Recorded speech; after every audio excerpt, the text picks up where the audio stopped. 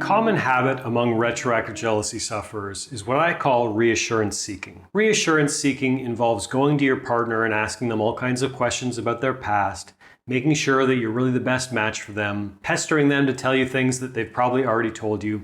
You get the idea, seeking endless reassurance from your partner. And in today's video, I want to respond to a viewer of this channel who is simply wondering, how do I stop this constant reassurance seeking? My name is Zachary Stockill, and since 2013, I've been working one-on-one with men and women from all over the world, helping them overcome retroactive jealousy and save their relationships. If you'd like more information about my work or you'd like to work with me one-on-one, please visit my website at retroactivejealousy.com. So I received a comment on a video on my channel from a viewer we'll call A. A writes, quote, "How do I stop seeking endless reassurance from my partner? I started a discussion just because I want reassurance from him. But the thing is, I'm not only doing it with the topic of retroactive jealousy. How can I get the reassurance I need in another way? How can I stop self-sabotaging?" End quote. So for the record, this comment was on a video about retroactive jealousy. And for the uninitiated, for the people who are new here, the term retroactive jealousy refers to unwanted intrusive thoughts, often obsessive curiosity, and what I call mental movies about your partner's past relationships and or sexual history. And retroactive jealousy can often involve endless reassurance seeking from your partner. Making sure that you're really the best for them, making sure that they didn't love their ex more, you get the idea. My first tip is to remember that you will never get that ultimate reassurance from your partner when it comes to retroactive jealousy, when it comes to the way they feel about their past. You will never get enough reassurance from them. You might get a fix, let's say, that will last you for a couple of hours or maybe a day or maybe a whole week, maybe even longer than that. But that itch, sooner or later, will return. You will once again feel like you need an answer to a certain question. You need to hear something you've already heard before. You need to hear them proclaim their undying love for the millionth time. It's never going to be enough. You're never going to receive enough reassurance from your partner. It doesn't work that way. You can think of it like a drug addict with drugs, right? So someone who's addicted to something like heroin, there's never enough heroin. They're always going to need another fix if they're a true addict.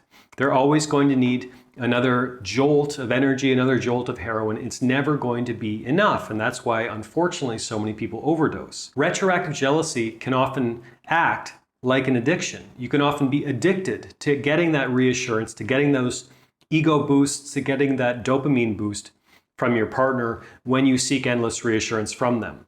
So the first step is simply to realize that it's never going to be enough. You're never going to receive that ultimate reassurance that's going to clarify everything and it's going to ease all your concerns, it's going to answer all your questions.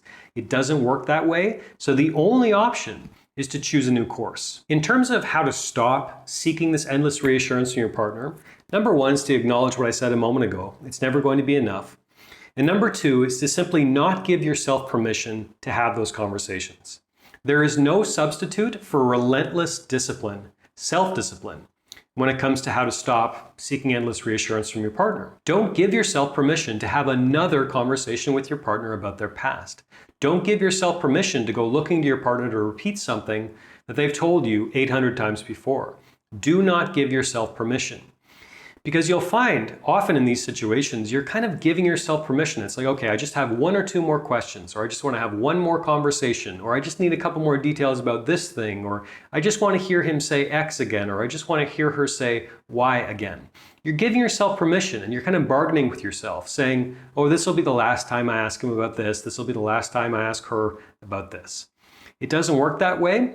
And by giving yourself permission to do this, by kind of giving yourself a little bit of an incentive by saying, well, this will be the last time, so therefore I can do it, you're letting yourself off the hook and you are not getting any closer to actually overcoming retroactive jealousy. In fact, you're making it much more difficult. Because every single time you give in to that impulse to ask another question, to have another conversation, you're giving yourself that dopamine hit, you're rewarding yourself for continuing a behavior that you're trying to stop. Human beings make decisions based on incentives. And thus, if we feel that there's going to be an incentive to keep doing what we're doing, such as getting another little dopamine hit, receiving more reassurance, getting our ego boost a little bit, if we keep seeking those incentives, we'll never stop. And we're not giving ourselves the best permission to start charting a new course and overcoming retroactive jealousy. Relentless self-discipline. Another way to help you stop is to simply pause and reflect on what kind of message you're sending to your partner over and over again when you ask them endless questions, when you're seeking endless reassurance? What are you telling your partner about them? What are you telling them about you if you keep engaging in this behavior? So some ideas. If you keep asking your partner the questions over and over again, if you keep pestering them and with specific questions about one specific incident from their past, if you keep asking that they repeat things they've said many, many times before, what kind of message is that sending to them? You may be telling them implicitly over and over that they're a liar, that you don't trust them, that they're lying about this, they're lying about that, and you do not trust them. And as I often say to retroactive jealousy sufferers, no one can bear that indefinitely. Eventually, your partner will hit that wall where they'll realize that they can't keep staying in this situation where they're made to feel like a liar all the time when they're not lying. I don't care how much your partner loves you, I don't care how long you've been together, everyone has that breaking point.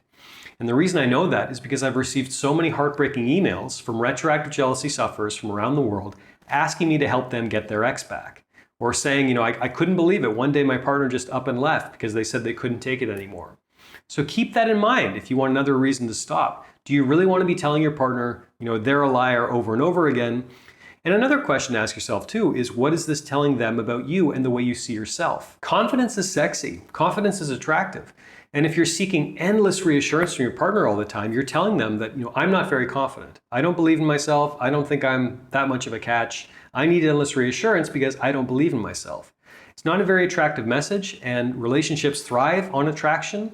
In an absence of attraction, a relationship usually can't survive. So remember that you're probably not sending a very sexy message, shall we say, to your partner when you go looking for endless reassurance all the time. Another very good reason to stop doing what you're doing. I'd also recommend taking some time to yourself, getting a pen and paper, and coming up with a bit of a cheat sheet with regards to this problem.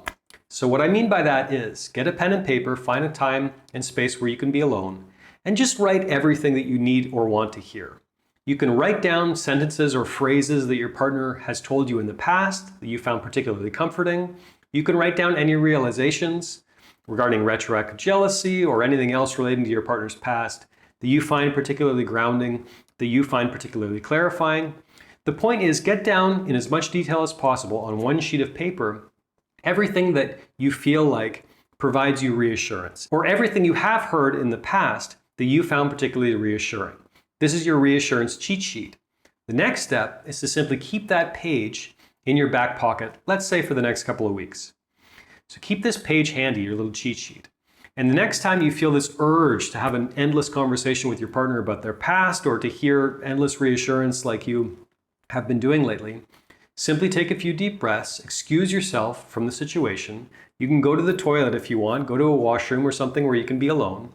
Take a few deep breaths, pull out your piece of paper, read it, reflect on this, and remember that this is what's real. I've got everything I need right here. I don't need to go to my partner for the 400th time to ask them questions I've asked them 400 times before. I've got everything I need right here. This is what's true. This is what's real. Hold the paper in your hand and feel the texture of the paper. This is tangible. This is what's real. Take a few deep breaths and reflect on that for a few minutes before you return to whatever you were doing, before this attack came up. Above all, focus on how you see yourself and improving how you see yourself rather than fixating on how your partner sees you. In other words, this problem is really about you. It's not about your partner. It's not about your relationship per se. It's about your relationship with yourself. So any steps you can take to start feeling better about yourself, building greater self-esteem, developing more self-respect, that's all going to help you tremendously with this problem. Because in the back of your mind, you'll realize that regardless of the future or not with your partner, regardless of anything the world throws at you, regardless of how your partner sees you, you have a good relationship with yourself. You know you're going to survive and thrive regardless of anything that'll happen. Now, I realize that's a tall order for a lot of people. That is a distant aspiration for some people, unfortunately, who don't have a lot of self-esteem, who don't have a lot of self-respect. So there are multiple ways to build self-esteem, self-respect. I don't have time to go into them right now. Obviously, you can get a lot of tips from a coach or a therapist or someone like that. But above all, don't put this problem off. If you're seeking endless reassurance from your partner, that says something to me about how you see yourself. Do whatever you need to do to start improving the way you see yourself, rather than fixating on the way your partner sees you, or rather than fixate on the way anyone else in the world sees you. It's really about how you see you. Thanks for listening. Thanks for watching. If you got anything out of this video, please take a moment to let me know by clicking the like button below. I'd also appreciate it if you left a comment telling me what you think. While you're at it, please be sure to subscribe to my channel to be notified of new videos moving forward. Thanks again, and I'll talk to you again soon.